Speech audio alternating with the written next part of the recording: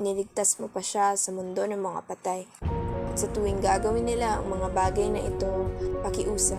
Pakiusap ko na huwag mong isipin na ikay pinagtatabuyan na dahil ang totoo.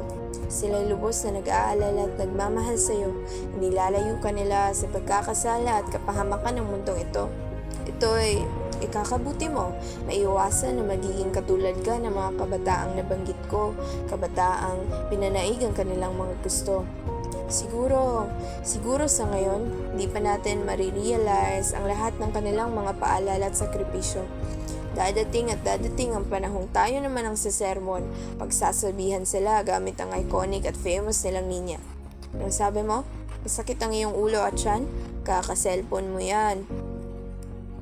Dapat din tayong maging maingat sa ating mga gagawing aksyon dahil dito re-reflect kung paano tayo pinalaki, kakasira ng kanilang reputasyon.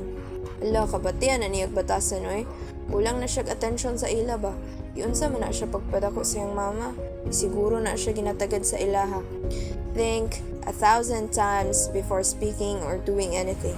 Dahil madadamay pa sila, kaya matuto tayong maging isang modelo at responsableng kabataan na mag-iimpluwensya ng walang iba kundi pagmamahal at kabutihan.